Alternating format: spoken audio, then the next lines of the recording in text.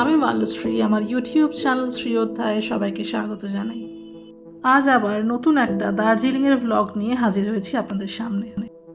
দার্জিলিং পৌঁছাতে পৌঁছাতে আমাদের প্রায় বেজে গেল 2টো। তারপর সবাই মিলে খেতে চললাম মহাকাল রেস্টুরেন্টে। সেই কোন সকালে সবাই খেয়ে বেরিয়েছি। হোটেলে পৌঁছে লাগেজ রাখতে রাখতে অলমোস্ট 3টে বেজে গেছে। তাই ঝটপট চিকেন থালি অর্ডার করে নিলাম সবাই।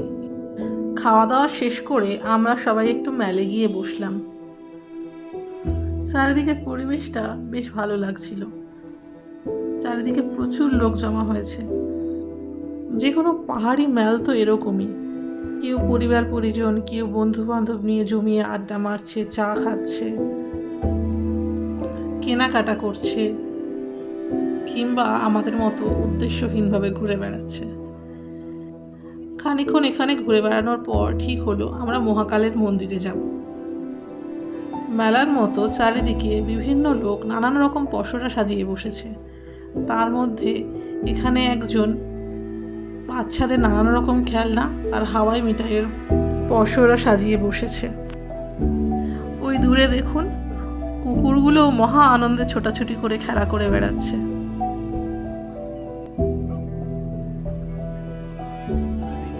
মেলার ঠিক পেছন দিকটা, যে দিক দিয়ে মহাকাল মন্দিরের সিঁড়ি, সেখানে প্রচুর বিক্রেতা বিভিন্ন রকমের গরম উলের জামা কাপড় বিক্রি করছে। সোয়েটার, চাদর, টুপি, প্রচুর পসরা সাজিয়ে বসেছে সবাই। তো আমরা এগিয়ে গেলাম মহাকাল মন্দিরের সিঁড়ির দিকে। চল চল চল, দাঁড়াচ্ছিস কেন, দাঁড়াচ্ছিস কেন, চল।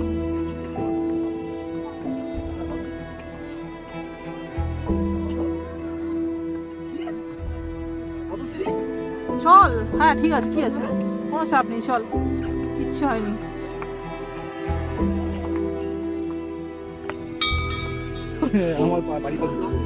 স্বাভাবিক।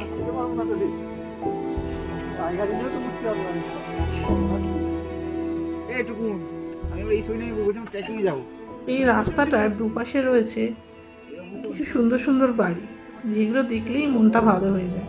আমাদের সঙ্গে সুপর্ণা আসতে পারেনি। হঠাৎ করে ওর শরীরটা খারাপ হয়ে যাওয়ায় ও হোটেলেই রয়ে গেছে।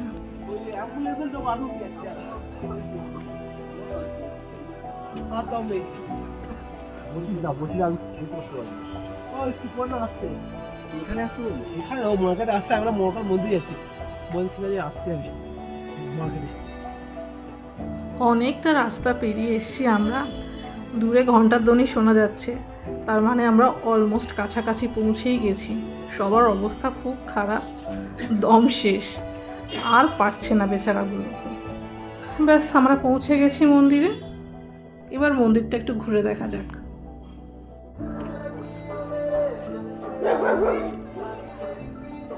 লাগবে তো 4টার সময় যখন উঠবে প্লাস ওটা সব দেখে আসছি। হ্যাঁ,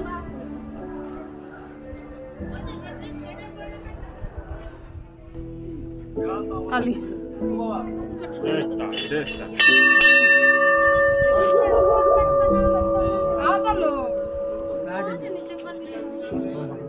সামনে আছে।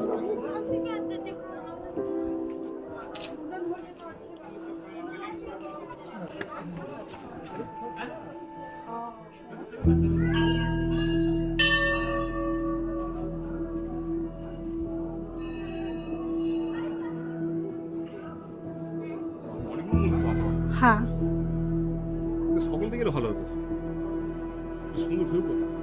আসবো কালকে সকালবেলা। কি আছে, ভোরবেলা উঠবি, দাদা 9টার সময় গাড়ি পাঠাবে বলেছে।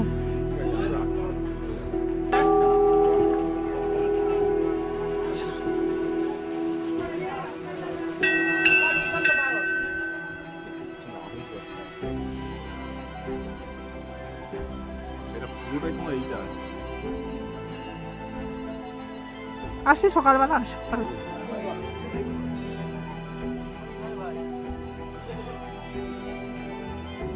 ওঠার সময় যে সুন্দর গেটটা দেখেছিলাম, সেই বাড়িটার ভেতরেই এত সুন্দর আলো জ্বলে উঠেছে।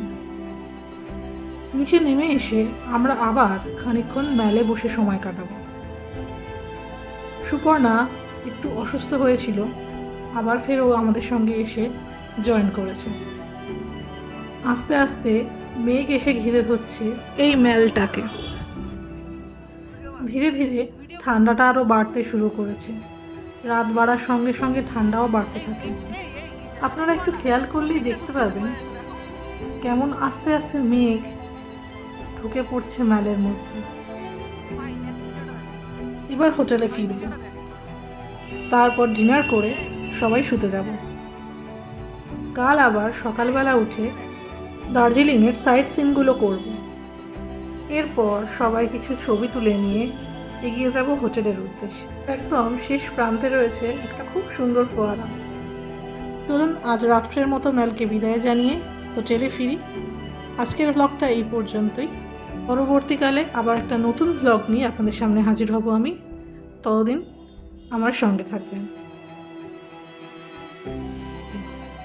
আমাদের হোটেলের যাওয়ার পথেই পড়ে দার্জিলিংয়ের ক্লক টাওয়ারটা। রাত্রের আলোয় কি অদ্ভুত সুন্দর লাগছে ক্লক টাওয়ারটাকে।